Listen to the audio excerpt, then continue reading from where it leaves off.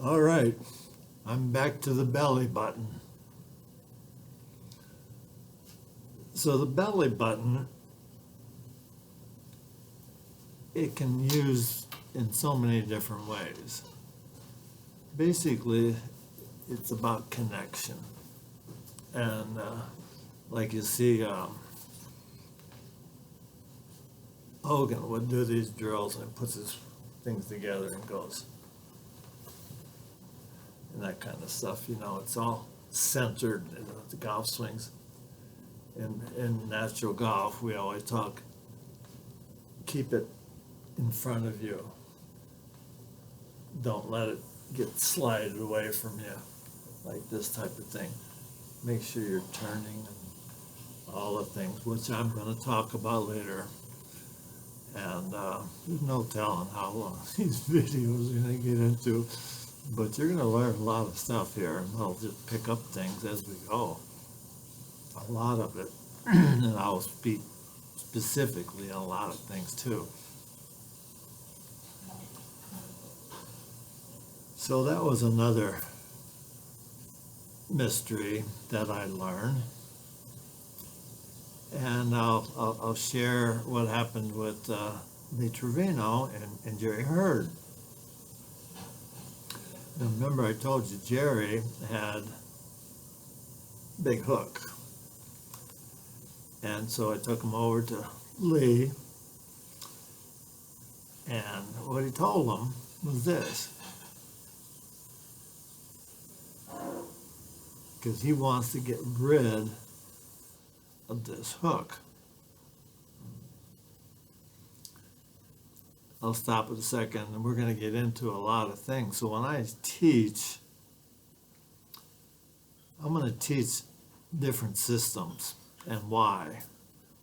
And that I want to find people who are suited for a certain type of a system. Obviously, Mo Norman is everything for me, but I can teach now. I can teach what I consider a normal swing, or you got a single plane. That's Mo Norman's got a single plane, and then you have Hogan got a double plane. Right, here's a little grip here, a little half club. So a single plane is there, and a double plane is this. So I got a plane this way and a plane this way. I'm sure most of you know this.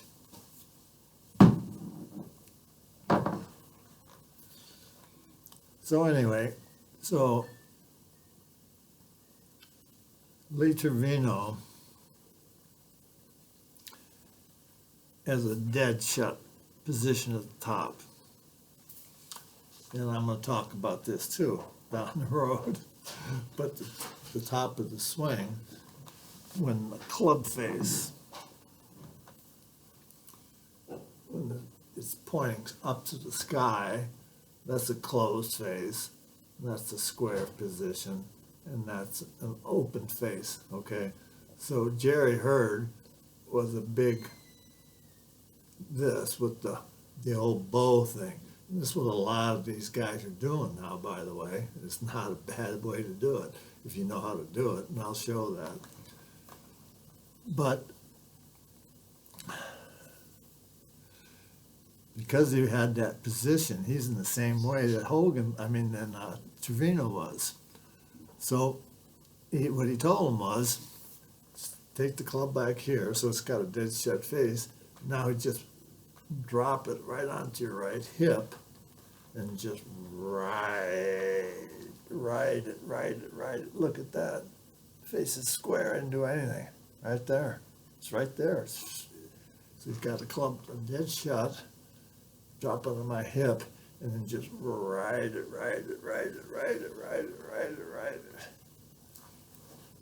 That, when you get to talking about A dead shut face, a different release.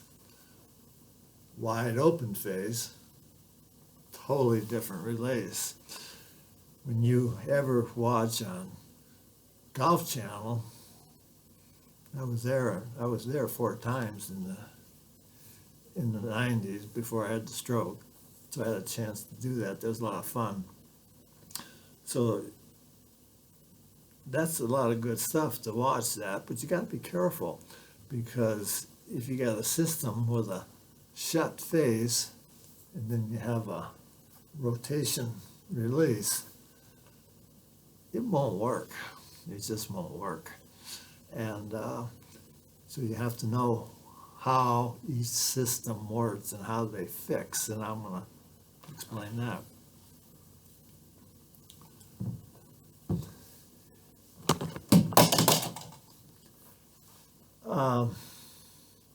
So anyway, Jerry did that, and he went on, and he just hit the ball tremendous. And he did exactly what Trevino said. All of a sudden, there's no hooks. Well, how would you like to play like this?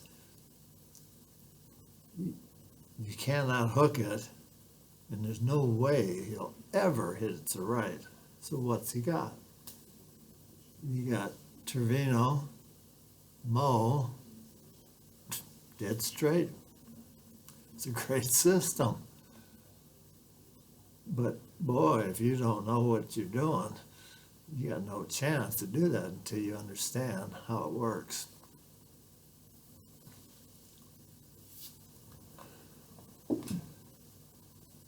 I'm going to tell you one more story, and then we'll get into the teaching part of things.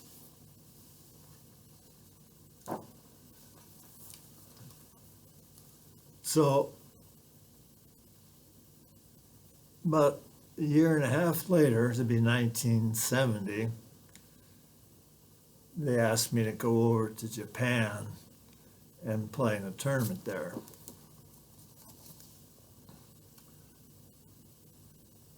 Pretty good looking guy, huh? I wish I still looked like that. Anyway, that was me. And I won the Bridgestone Golf Classic.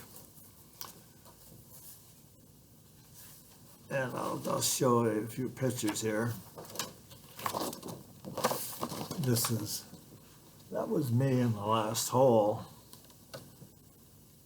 You can see this. And there, on that day, I was ahead by 2 shots. In the last hole, I had it in the bunker.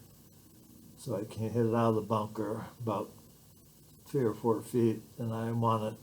I made it, so I won by 2 shots. But this was the Bridgestone Golf Classic in Japan.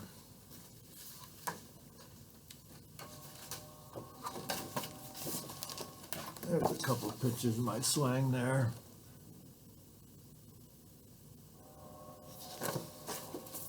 And then we have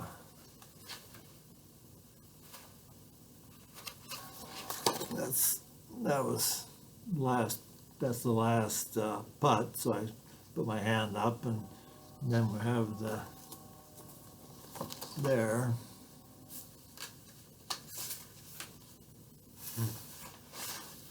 Then I get all the trophies and stuff. This one here is kind of interesting. Let's see what I'm doing here. Oh, it's upside down. Okay, the pictures are this way. Yeah, this one here, this tournament there, and this one here, I won this one because the first round I shot 64 and broke the tournament. I won broke the lowest score ever in that tournament and on that golf course, so it broke the record with a 64.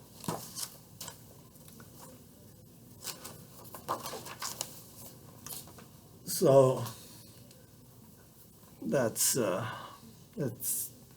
probably the best thing that ever happened, and I accomplished, and in golf tournaments and stuff like that. So I just wanted to share that with you too. So now I'm going to get on to back to the book.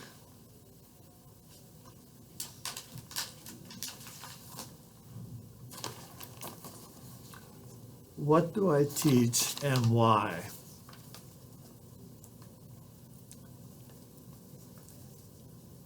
My goal here is to show people not to be confused. If you think the golf course is not easy, then you know it's not easy. And I studied it for all the way till 1995, and even though I played well sometimes, I had no idea how it works. I mean, and how many other people in the world are like that? Even the good players, the best, Tiger Woods, Jack Nicklaus, Ben Hogan. They kept, because of situations or different times, injuries, loss of some kind of, they couldn't do something, they couldn't do it anymore, and they have to find a different way of moving on, and they get older or whatever. There's always things. So their teaches, their swings changed. Hogan changed a lot. He got hurt he went to the war, then he got a big injury in a car, and he had to change his swing there. Nicholson has changed his swing a lot. Tiger has. So it's important to know who you are and what can help you to play your best golf. And there's basically about 6 systems, what I call systems, you could work. But 2 of them, well, people do it. And there are some players that have done it. Johnny Miller, I know him pretty well. He had a wide open face. Well, I'm not going to teach that. That is simply way too hard. So much rotation and on and on. He must be a really talented guy with his hands or something, like to be able to do this kinds of stuff. So there are 6, and I'm not going to teach those 2. But I'm going to share a single plane and a hybrid plane. It's like a single plane, but it's not all necessarily. For instance, DeChambeau, Byron DeChambeau, he looks like Mo Norman in some ways, with a straight line motion and look kind of like that when he sets up. But after that, so he's got a straight line motion, and then you have a square face or closed face. And whatever else he does after that, that is not a real single plane. He's on a single plane, he comes out of the single plane, and he gets back into the single plane. Okay? So that's pretty complicated. Now, I'm going to talk about Trevino and Hogan.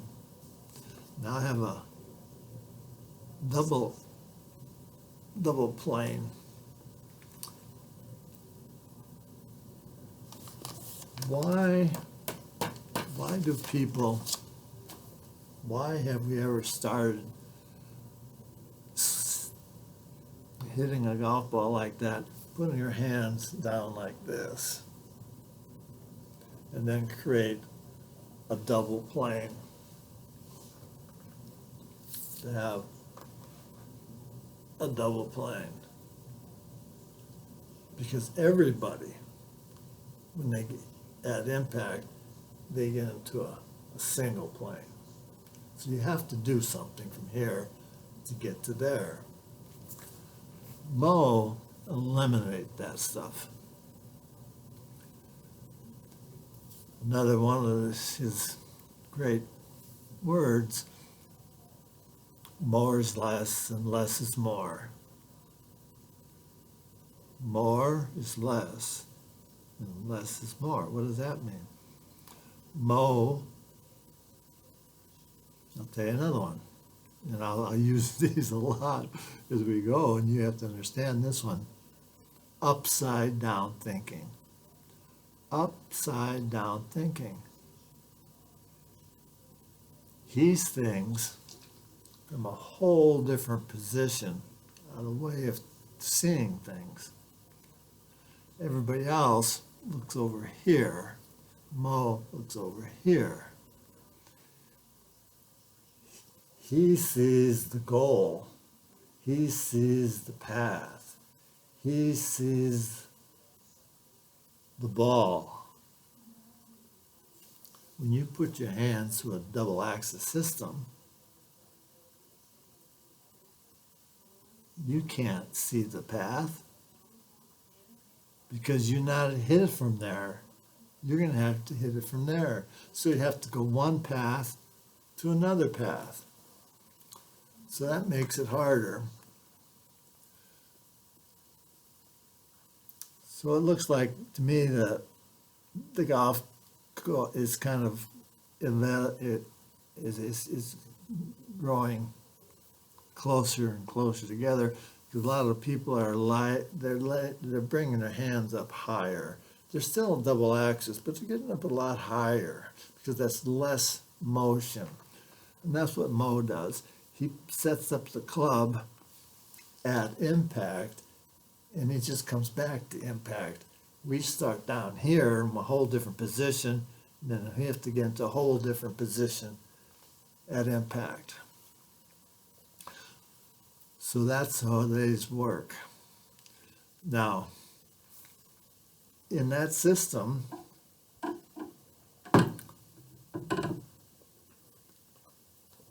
Hogan, this is going to be another of these fabulous understandings of the golf swing thing that you're just not going to hear this from a lot of people. And I can't teach it all exactly because when I get into my outlines, I'm going to go from point to point to point, from the wrists to the elbows to the shoulders and that kind of thing. But I'm giving an overview here. But to make it simple, and I'll show you why I saw this.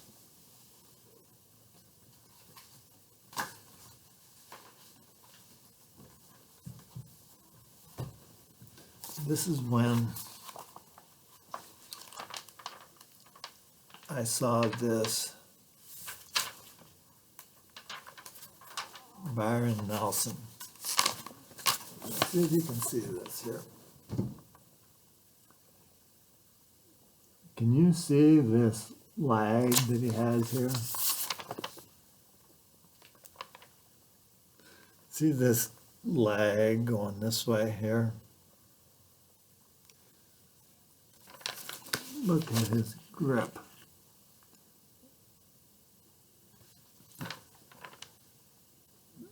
I'll move it back.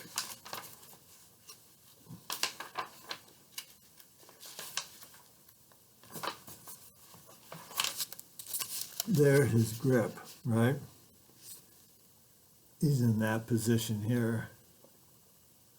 See, that was this double axis thing, or double plane. It's like this.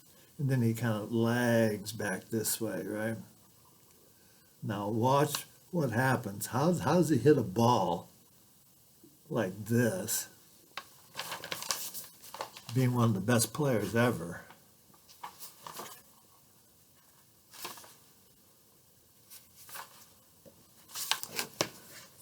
See that? That's what I'm going to teach is the slot.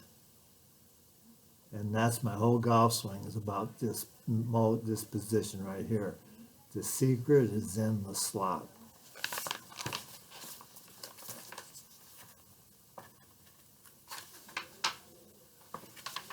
Now, you see this?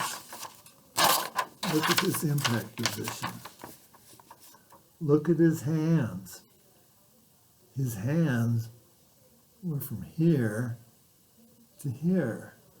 You see this? Now I'll explain this to you. But you can see that his hands are down here and it ends up over here.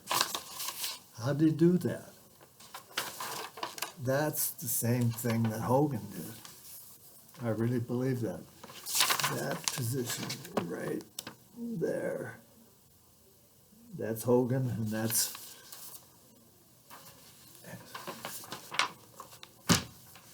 Byron Nelson. Now,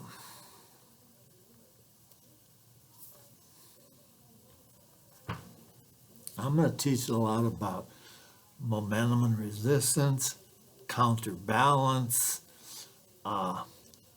Definitely we're talking about a slot and all those things.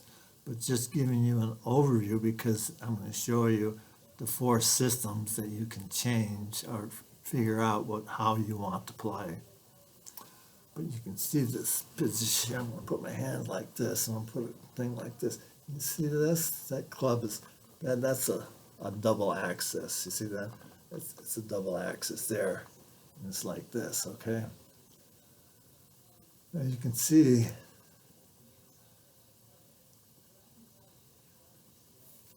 the thumb is up and the head's going back and the hands is like this. But when he gets to impact, he's done a lot of things. And now, with that impact, now look, now the thumb was up, now the thumb is down. See that? It goes from up to down. This is called a hinge. I'm going to talk a lot about hinges in the future. So his hands up, so the hinge is this way, but when it gets to impact, it goes that way. It goes that way. There to there. In order to do that, you have to do a lot of rotations in the hands and the elbows and the shoulders to go from a different plane to a different plane. So while Hogan had a very parallel type of a plane, he actually had a double plane because he took it this way and then it went this way and then he dropped down lower and he goes this way. Why do you think it did that? He's down on this plane. Why didn't he go back to, well, in other words, he's down, he's there, here, down. He has to go up here. So we have to do that, right? So I'm going to explain that. Now, I'm going to show you a hybrid on a double plane. And Trevino, what I call is a hybrid, he's kind of half Mo and half Hogan. Now, Trevino did it by himself. Nobody told him to do that. He just did it by himself. But I can put him into a double plane system. And this is really cool. What I like, this is why, how you do this. So here's Torino, and his hands are down like this. Okay. He's got the club down here. So I'm going to stand up a little bit here and step away. You can see this. So his hands are down, you know, like this. Well, when he takes, I'm going to open up the club a little bit here. His hands are down like this. What he does, he's got a big strong grip like this over here. You see that? So what he does, he's not going to hit the ball at impact. His position and him is way beyond even Hogan. His is like this. These guys are kind of like this. He's like this. Why? How does he do that? Well, he took the club, and the other thing he does, that he breaks the plane. He takes the club, breaking planes. He takes the club on top of the plane. But anyway, his hands are like this. He pushes it out from him straight away, not backwards, but he pushes it out this way. His club goes that way. So what did he do? There's his impact position. So from there to impact, closes the face because it's at the top of the swing. You see the face is closed. It's open, it's closed. Then he brings it, really rounds around and brings it back into the slot. And then he rides the right knee, boom, to square. Now I'm showing you this very well right now because I'm going to be going down the basement and doing some stuff with this to make it a lot clearer. So all these things are called different systems. And you have to know what is going to work for you. Now, the last person is me, and I've got pictures and things of my swing too, and I'm going to show that. I won't do it right now, I'll do it later. But my swing is, I tried as hard as I could to mimic Mo. But you have to understand, people are they're built different than other people. Some are tall, some are short, some are heavy, some are thin, some are very athletic. A lot of people are stiffer than the board. So you have to find out what's your body. For me right now, you see this. Another thing that happened to me after the heart, after a few years after I got a big hernia, and had a lot of surgeries on my hernia, and that's why I have a big.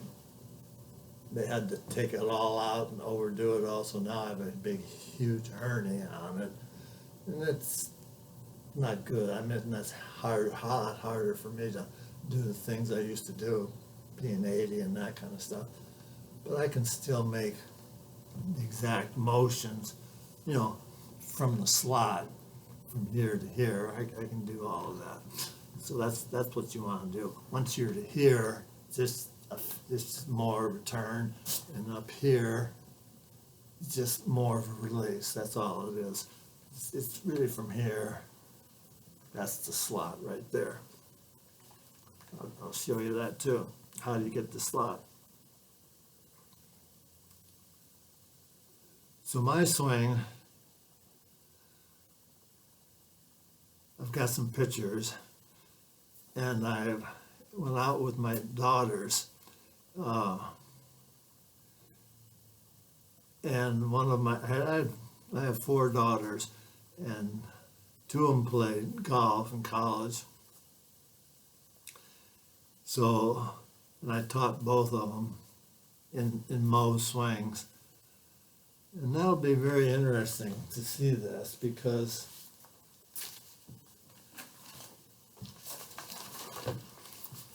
I'm talking about my swing, but I'm also now we're gonna talk about this.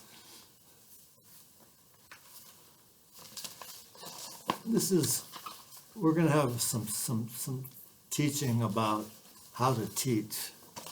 And this is a whole bunch of pictures in here, outlines. And that's one of my daughters. That's called Jenny. And she played well. She played well in college. Got a scholarship and played well. Played in the NCAA championship with the team. And this is my other daughter here. She's younger. And I'll have to talk about them a little bit when I get them. And I'm going to talk about both of their swings. This one is going to blow you away.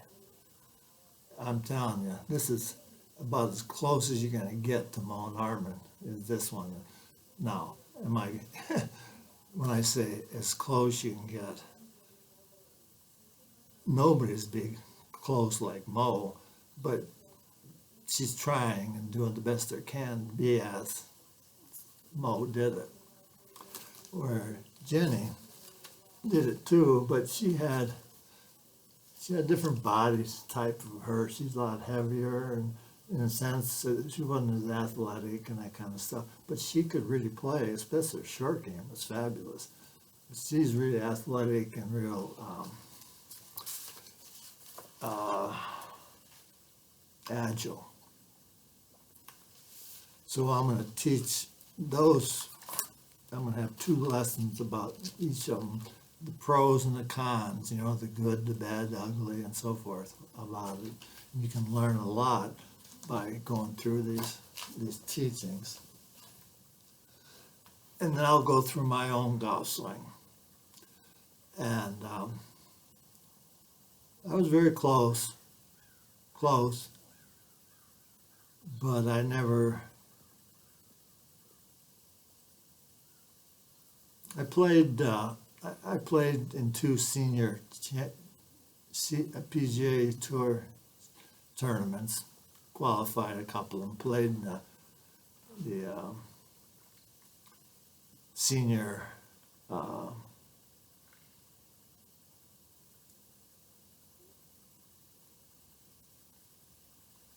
the PGA top tournament for the PGA Tour, the PGA Players Association, that one, as in natural golf. So I did well, but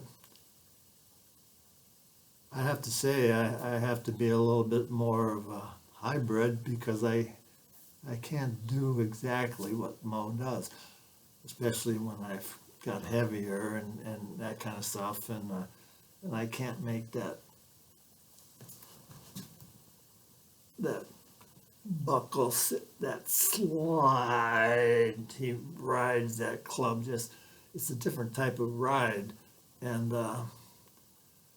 Davino rides the right knee, whereas Mo rides this left shoulder. So they're a little bit different release, but anyway, they can, that's what I'm going to do. I'm going to teach that. And so I'm going to put all these parts together and find out what exactly, how you can put this thing together for you guys. And then we'll get into down below in the basement, and we're gonna do a lot of things. And I want to say one more thing. You have to see it, but you have to be able to feel it. You have to feel it.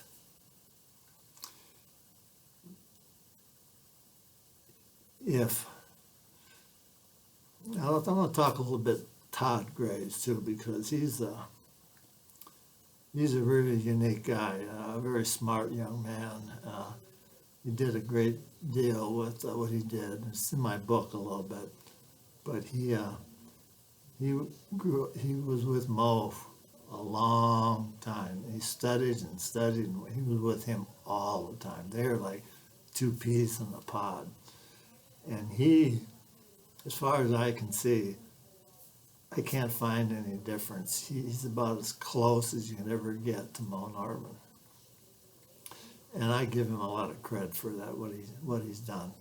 And also what he has done for Mo himself, because he wants to show Mo, he's doing it for himself by teaching, but he also wants to give credit to Mo Norman, and I'm going to do that too, because of the things that he taught me. I would never have learned this any other way if I hadn't learned from Mo. And I had to feel what he's doing. This shoulder, I can't tell you what this shoulder is. It is unbelievable. You have to feel what it is doing, because everything else from his swing, everything comes from that shoulder. And that shoulder can do all types of things. The shoulder's down here, you can go like this way. Shoulder gets up here.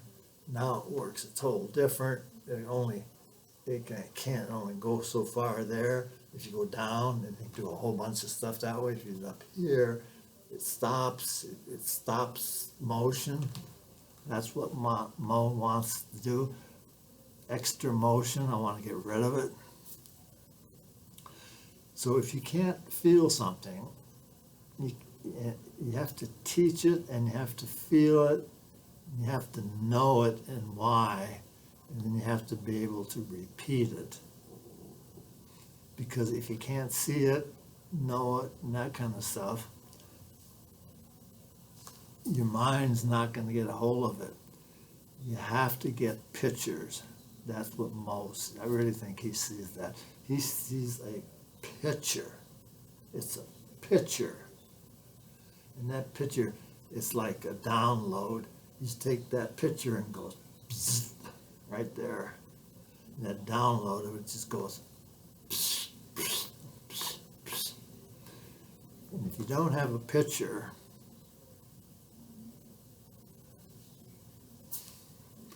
then in the book it says, the people without a vision will perish. If you don't see the path, you can't find it. You have to be able to see it and to feel it, to know it, and you have to repeat it. And that's what we're going to teach. All right, now we'll get to the nitty-gritty, real deep teaching about all the different types of things we're going to learn here.